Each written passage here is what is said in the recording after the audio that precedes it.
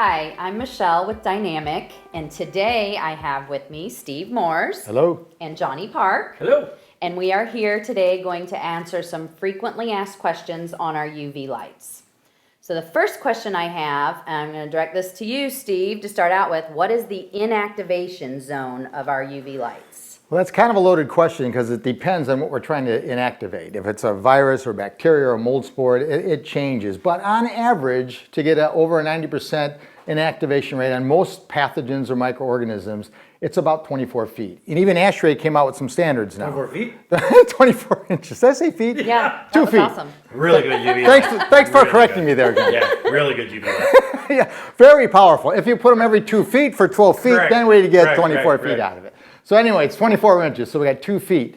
So that's 12 inches to get to a certain microwatt output, which is 1,500 microwatts. We call ours a 180 microwatt lamp. That's measured at 1 meter away from the lamp. Right. So whenever you read a standard in the industry for a lamp, it's going to give you a microwatt output. So you need to be at about 1,500 microwatts to kill most microorganisms. We're at 180, so we must suck, right? Right. So if you think about it that way, but that's at 1 meter away. When we get 12 inches away, we're at that 1,500, actually 1,516. To kill the coronavirus, for example, is 1,048 microwatts. So we're well within there. Yep. But you have to do it within a span, right? And it has to be in contact with that microorganism for 0.7 seconds.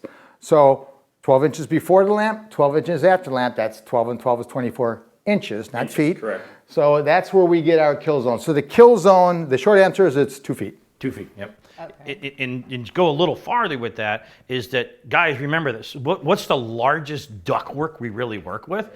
You know, let's say we installed 5-ton systems and that's all we do is 5-ton systems. So we're always going to use 20-inch, duct, which is huge. How far does our stuff go? 24 inches. So we've got more inactivation area than ductwork, right? So that means it's even stronger because we're only going 10 inches from the lamp. Now we're in it at 2,000 microwatt intensity. There's nowhere for the virus to hide. That's the cool thing. Yeah. And again, being the closer we get, if I may, what I usually say is think of it as a sitting, if you go camping and you build a campfire, right? You got your tent, your chairs, you're all set up, and you build a campfire over there.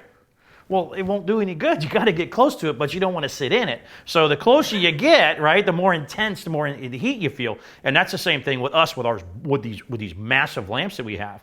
In comparison to a lot of other companies that are out there, they I've heard them say that they have some strong microwatt intensity too. But the rule of thumb is, from the light bulb to the measuring device has to be 1 meter, right? That's the rule of thumb. Anybody can go, oh, I'm here. Well, yeah, that's true. But, we really rock it up when the closer you get to ours. Well, we have a competitor that says they have 2,400 microwatts, and that gets thrown at us all the time. Yeah. And the question we always ask is, where did they take the measurement at? And that Correct. measurement was taken at 10 inches away. Right. Well, we're higher than that at 10 inches away. Exactly. So we're usually about 3.3 times more powerful, 300% more powerful than the standard lights on the market that are used for surface irradiation. Correct. We're doing surface and airborne Correct. irradiation, or inactivation, I should say. Exactly.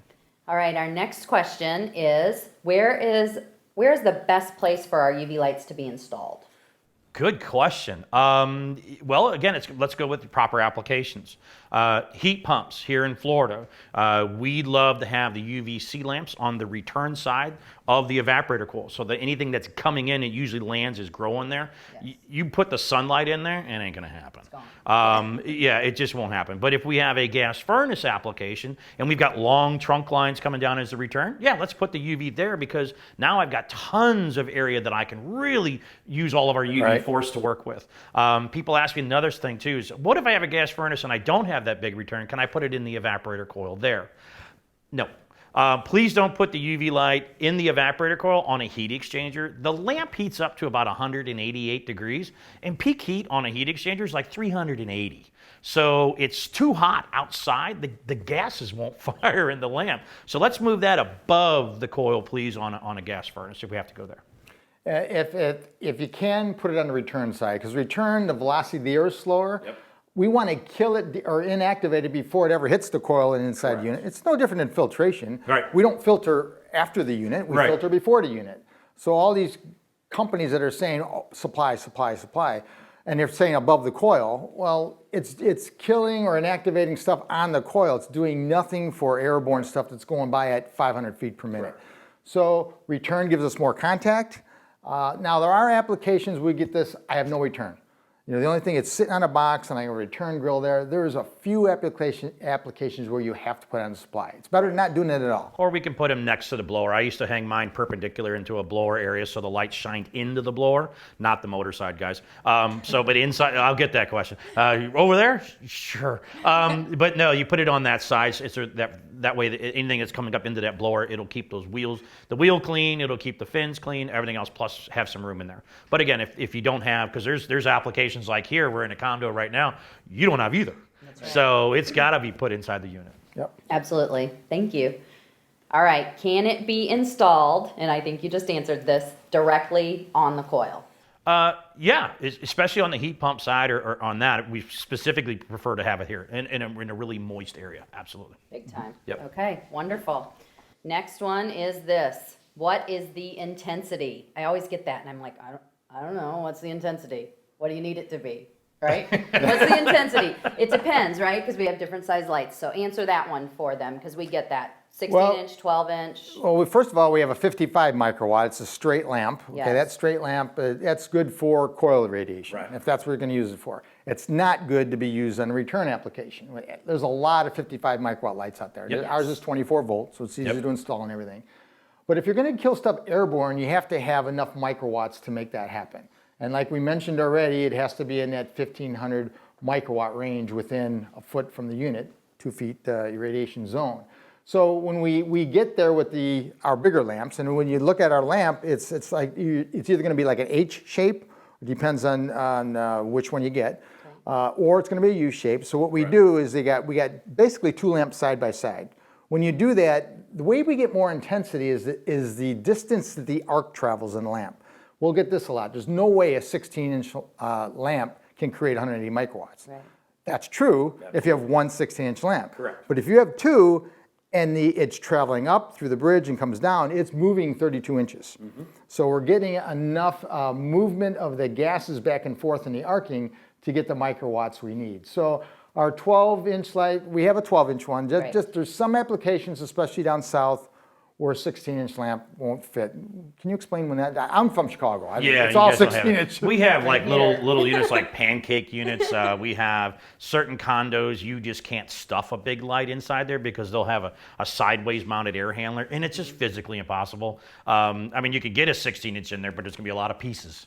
You know what I mean? But so yeah, you're gonna use a shorter light lamp to get it in there and irradiate the coil, and that's the only thing you can do. Our 16-inch is 180 microwatts 1 meter, and our 12-inch is 150. So you're still above the 110 threshold that RTI Labs and Westinghouse says we need to be. Right, and that's real important on that intensity. You got to be above that 110 if you want to be able to kill germs, viruses, and bacteria.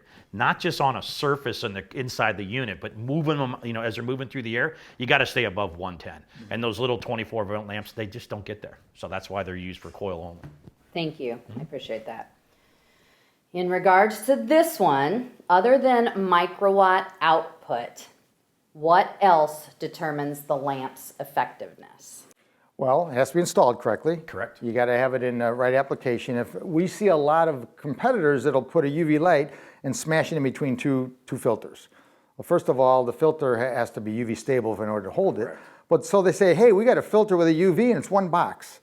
Well, it kind of makes sense for installation, but there's not enough dwell time. Correct. So we got to install it correctly so we have enough contact time. That's number one. Temperature.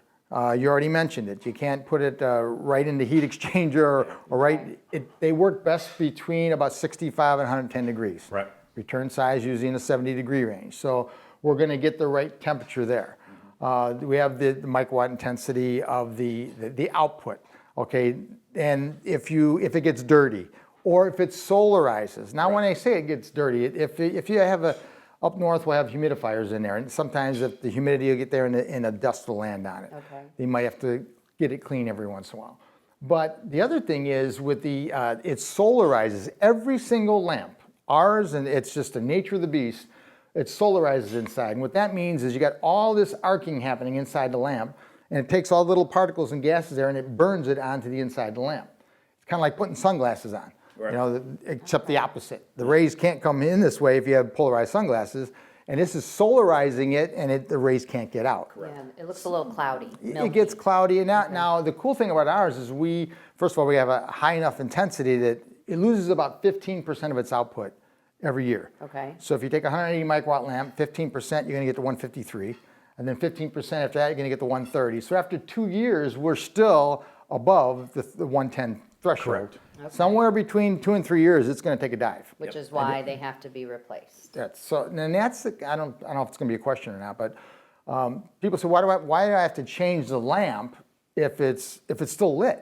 Well, it could be lit for 4 or 5 years. That doesn't mean it's creating the UV power. Correct. So the solarization is going to decrease it. So replace the lamps on a regular basis every 2 years. Our lamps is what's going to help the intensity as well. Excellent. Okay, our next question, gentlemen, is does our UV light produce ozone? The UVC light? That's just a question. Any of our UV lights. So does our UV light create ozone? If you'd walk our audience through that. Well, I will definitely say the UVC light does not. It's impossible. Correct. Yeah, UVC light does not have an odor, right? It doesn't produce any ozone. I've gotten that before. You put that UV light in here and it smells funny. It's not the UV light, it's probably what it's burning, right? And it's usually, Yeah. I'll get a technician, it's like, I put it right next to the filter. I've had those before. yeah. Oh, yeah. It's snowing in my house? Yeah. It's like, oh. Little filter particles. in Yeah, there. yeah, the UV is pretty strong. But no, the UV light does not produce any ozone whatsoever. UVC light. Correct, the UVC light does not. I think it's important to explain how the UV light is built. They're all made out of either soft glass or quartz glass. Correct. So what happens is that arcing inside is sending out rays. Okay, it's sending out all spectrums: UVA, UVB, UVC, and UVV, which creates ozone. So if you just get a lamp, and any lamp, and you put it in, it's going to create ozone. The way we stop it from creating ozone is it's called doping. We put kind of like a varnish inside of it. So we varnish the inside of it, and depending on the thickness of the varnish, it'll cut off certain rays. Right. So to make a UVC lamp, if you took the varnish off, it's going to create ozone. Right. But I'm going to keep saying varnish. If we varnish the inside, and if we make it really thick, then the UVC rays won't come out. Then you got a UVA and B lamp. That's what they use in tanning salons. Correct. So the doping effect is what stops the ozone, not the lamp itself. So technically, all lamps are ozone-producing lamps unless you do the doping inside. So our UVC lamp does that. We don't want it to create any ozone. Our little 5-inch one, it's a full spectrum lamp. All the rays come out of it. Right. UVC, B, A, and UVV. And when that attacks a gas molecule, it creates ozone or an oxygen molecule. Okay, so let me get this straight. UVC, no ozone. UVV, our little 5-inch lamp, ozone. Yes, That's what she said. exactly. Okay, so now I get the got it. question. What about the RM1? No. RM2, yes. RM3, yes. What, on ozone? Ozone. RM2 1616, no. See, there's so many choices. Always one, isn't there? There always is, okay? So that's true. See, so we got to go through them. So just make sure that you know, if in doubt at all, please give us a call and we'll walk you through it. And same way with our fixed mount unit. Fixed mount 1, no. Correct. Fixed mount 2, yes. Always. Fixed mount 3, yes. Yeah, Okay. because it has the little ozone lamp in Yep. it. If you've got that little cylinder piece, whether it's on the fixed mount unit itself Yep. or the remote mount, that will produce oxidation, yeah. By the way, we should mention that because we were talking before we were doing the shoot here. There's guys that don't even know that there's a little 5-inch ozone lamp inside that tube. Yes, we Yes. put it in there for you at the factory. Yes. It's already in there. So. Well, some don't even know it's in there at all. Right. I know. I've They gotten think the questions. metal cylinder is creating ozone. Yes. It's the UV light that's inside that's creating it, that's shining on the Gotcha. oxygen, Right. creating the ozone. Yes. And the more it's open, the better it works. Yes, I agree. Correct. I keep mine wide open. Oh, yeah. Yeah, 2 teenagers and a dog. They smell. exactly. All of them. Yes. Okay, so I get this question a lot, and I'm sure you guys do too in the field. Next question is on the UVC replacement lamps. What sizes do they come in? Well, you have the standard 16, which is our flagship, and then we have our 12s. All right, so when would they need a 12? Generally 12s, again, like we said earlier, it's more in the south, Mason-Dixon line south. Air handler applications generally, because the best application process is for that UV light to be in the air handler, facing the return side of the coil. And a 16-inch lamp is just not going to fit the majority of them. And there's no sense in, well, I sell a 5-ton every once in a while. Yeah, okay, so you carry one 16-inch lamp, it's kind of crazy. Just add 12s. Your double inventory in. Yeah, and it's just nuts. So put a 12 in there. Yeah, you go north, it's almost all 16s. Yeah. South, it's almost all 12s. Correct. Okay, perfect. Thank you. All right, our next one is, do we need a separate transformer for these UV lights? No. No, the reason being is because these are high volt. They're going to wire right into the high volt side, so you don't have to worry about just putting on a separate transformer. If you do in the one application, we have a 12-inch lamp that's just a 24 volt. Okay. That may be a requirement where you're going to want to put a transformer in, especially on a heat pump, because a lot of the transformers are already maxed out. So go ahead and put one on there. But on the high volt systems, no, you don't need them because it's going right into the high voltage coming in from the house. Well, that was easy. Okay. Next one is, what is the warranty? Well, let's see. We have 2 warranties on this particular product. We'd like to warranty the lamps, have a 2-year lamp life warranty. And that's not that on the day, 730 days into it, light pops. No, again, the solarization of the lamp, as it starts to drop off with its intensity, we want to make sure that it's replaced every 2 years. Why not? Your customer bought the best thing to keep the air clean. Let's keep that air clean. And then on the warranty itself, it literally has a lifetime warranty. So if the ballast were to ever fail, we'll replace it for free. Excellent. Period. One real quick thing to add to the last question is that it's 110, but ours, we have a smart ballast, also works in 240. Sure. And what about that application for? Well, if you're going to do a 240 application, you're definitely going to want to use some type of a fuse link process, just because the wire is 18 gauge, and or charging 200 or putting 240 volts on an 18 gauge wire, you could run the risk of the wire heating up and popping. Plus it's code in some yeah, areas. some places do require it that you have it. So yeah, use a fuse link on those, especially on the high voltage applications, which would lead us into, I'm sure something's coming about a current sensing relay. know We'll it. talk about We'll that talk about later. that later. But yeah, that's get to coming. talk about that yeah, one. woo, that's fun. But generally at 110 to 240, our ballast is what they call a smart ballast. It will figure out the voltage, what's coming into it. It will sense it. It will regulate it and power the lamps accordingly. Excellent. Thank you. All right, in a package unit, Johnny. Yes. Like here, Yep. can the UV light be exposed to the elements? No, no. You just got a picture I today. have pictures that'll. Yes. Wow. Yeah, there's always barber college. We need to call that guy. But the as far as do they get exposed and what the proper application? No. The UV light should go on the return side of the coil. Again, it's the slower side, more constant temperature coming in. But if we put that on that side, that can illuminate that entire cabinet and keep all the germs and viruses and bacteria. That's a whole kill area or inactivation zone there. If you have the piece with the oxidation, what I used to do was, again, I would take the oxidation piece and I put it on I don't see the actual one here, but we would have a mount that we could put on, magnet mount for the oxidation. And I Yes. put that, since we have such a long trunk line on a packaging, especially here in Florida, where we have a lot of more on mobile homes, we've got that long trunk line, I would put the oxidation piece on the blower side of the coil and it would stick to the side. Yes. Well, now we've seen the picture you showed me today had an FM unit mounted outside on On a was a rooftop. rooftop or a package unit Yeah. exposed to the element. Oh yeah, totally. Why don't you address that? Yeah, that big no-no. Yeah, don't Yeah. do that. Don't do that. Way to address it, Johnny. Yeah, no. But yeah, it literally is mounted to the outside of the package unit on a rooftop unit in an area where it rains. So Not a don't do good thing. that. Yeah, not a good thing. Yeah. Thank you. All right. Can UVC energy be damaging to certain coatings, surfaces, filters? Could you talk about that? Yeah, all the above. Oh, yes. Next Yeah. question. Yeah. Don't do that either. I know. Well, I there know. is a distance though. It should be, and it depends on what we're talking about. It could be plastics, like filters, keep it 2-3 feet away from the filter.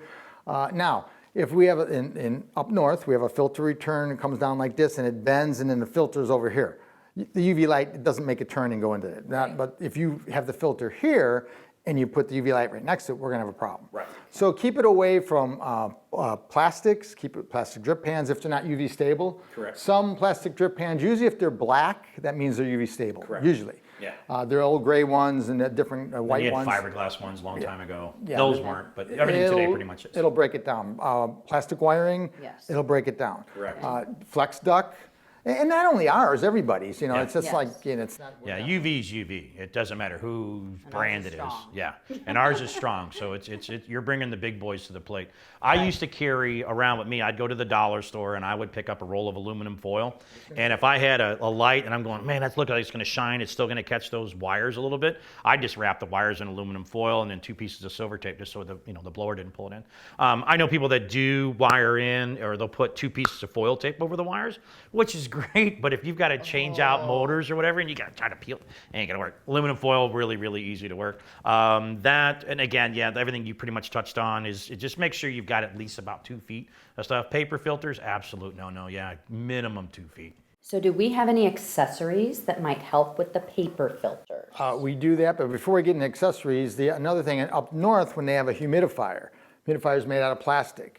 So we tell them to mount it about 20 inches above the humidifier. Okay. Now, if you mounted it, the humidifier on this side of the ductwork and you put it in this side, shattering into it, we got a problem. Okay. But if you put it above, the only thing that's really might affect is the little hinges, plastic hinges that are hooked on there. They're exposed. So same thing. Now that you can use foil tape on. Yep. Just Oh, put okay. foil tape on. It takes you a few seconds. Yeah, put foil tape absolutely. on, Yeah. and then you can protect it that way as well. Excellent. So tell me about these accessories. Well, we have some fun ones. Okay. All right. So this comes in every RM box. Okay. This is specifically used for the UV light. Everything is pretty much pre-drilled. So the lamp's going to go through this area right here, and it has 4 holes for it to mount to. If we have to put a shield on it, whether the shield's going this direction or the shield's going that direction, the holes are already pre-drilled. And again, the screws actually come with it. The fasteners are little 1/4-inch screws, little self-tappers. It'll just draw it right on in. Nice. So if there's an application, we try to keep it away anyway, but if there's some applications, it's impossible. I can't keep it away from this flex duct. Right. Well, then at least let's protect Shield it from it. one side going Exactly. out. Yeah, and you can angle these things in pretty good to be able to do that. And what's neat is that this is actually versatile. If you bend this over, there's only 3 little pieces of aluminum holding there. It's really just like a bend and it pops off. So now you've got this. So because now you can really mount it into the metal ductwork if you have metal ductwork. Yes. So you can take your unibit and you can drill a hole, and then this can actually mount to the outside, and this sticks right into the ductboard or ductwork. Yeah. Thank you. Excellent. All right, next question is, can our UV lights be used in a mini split? No.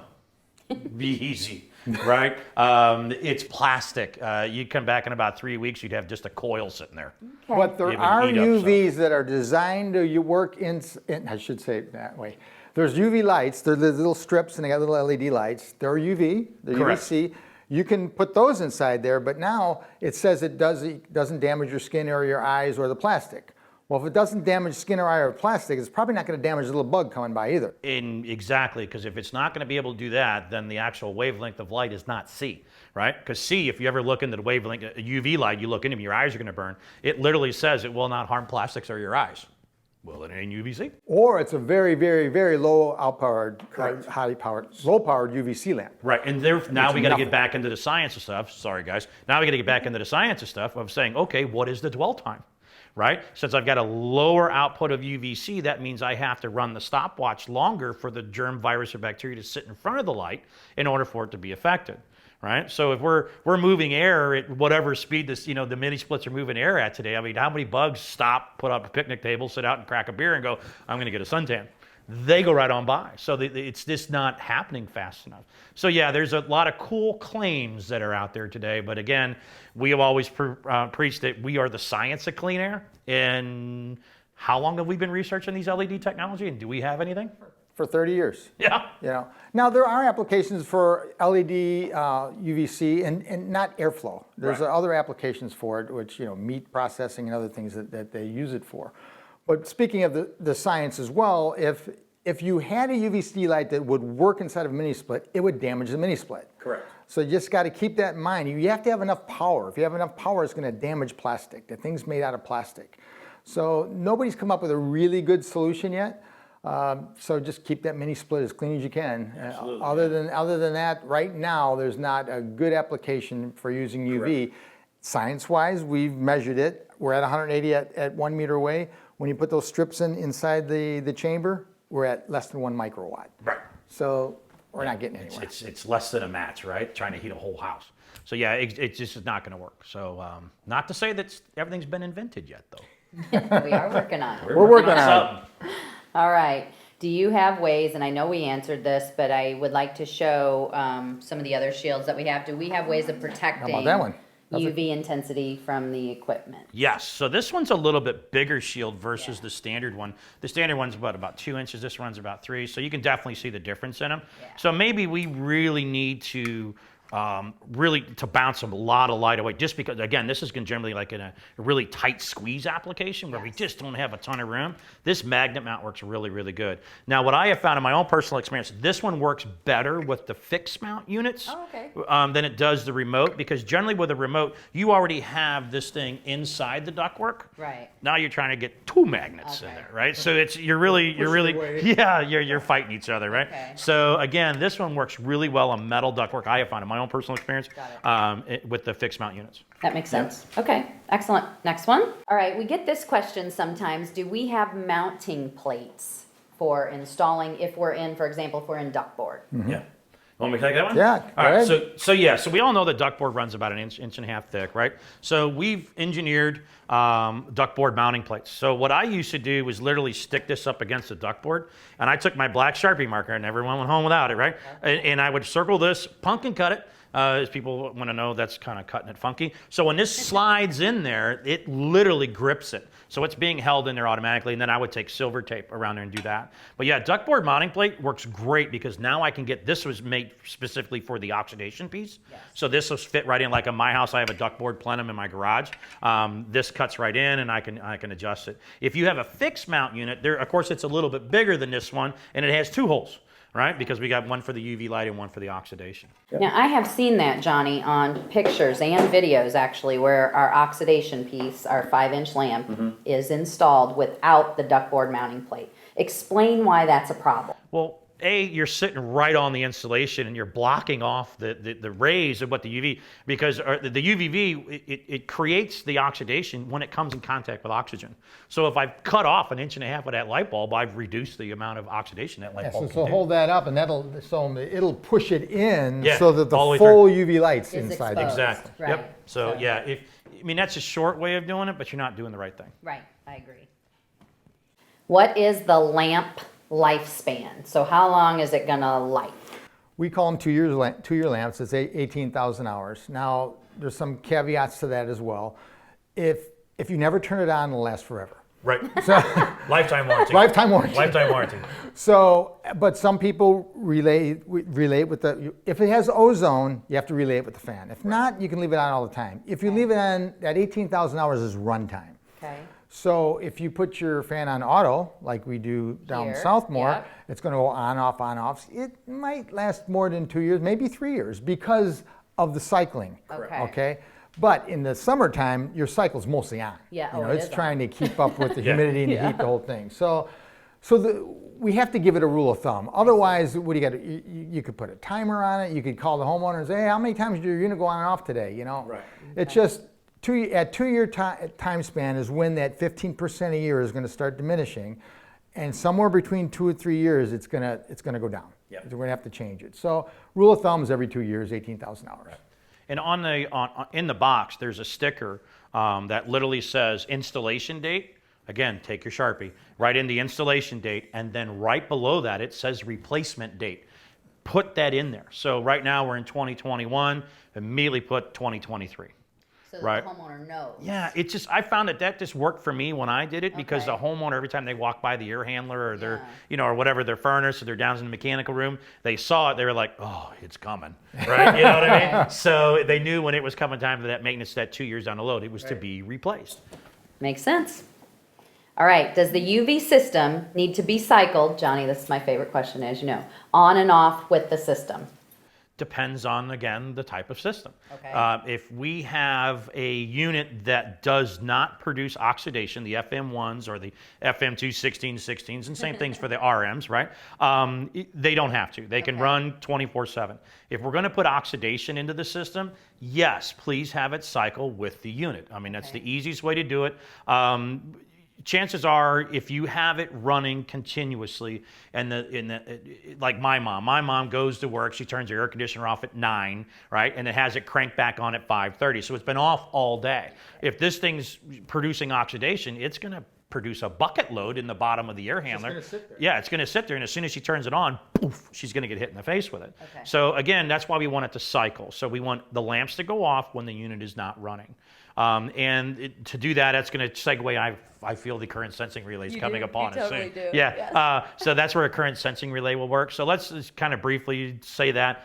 We're definitely going to do a video of a current sensing relay. Current sensing relays go on 100% of the time on the applications of a heat pump. Period. Okay. Okay. Heat pump, straight cool. yes. Yeah. Always. We're going to have to put that on there. A gas furnace, I'll show you in another video. You don't need one. Okay. There are going to be a couple of times we have running a time or two. This week, actually, I had a guy call me. They didn't have the points of interest that I needed in order for it to work. So we were able to figure out a way to do it. Okay, excellent. One more thing about the cycling, not only will they get that little poof smell of ozone because it's concentrated ozone, yeah. but ozone's heavier than air. It's going to sit on the bottom of the unit and it's going to act like UV. Yeah. It's called an oxidation unit. It'll start to oxidize things. Okay, that's Metal, not good. plastics. Yeah. Right. You know, you don't want, like you said, if it's there for 8 hours, that's a long time. Yeah. You know, spring and fall up north, it's not going to be on very often. Right. You know, winter and summer, yeah, no problem. So my unit in Chicago, I never turn the fan off. I want it always cleaning the air. You can't do that in Florida because of humidity concerns. Yeah, we can't. So you can't do it. So there's reasons why we want to relay it, and then you got to do it right. Wonderful. All right, that is all the questions we have today. Frequently asked questions on our UV lights. Thank you, Steve. Thank you, Johnny. Absolutely. Thank y'all. See you later. Bye-bye.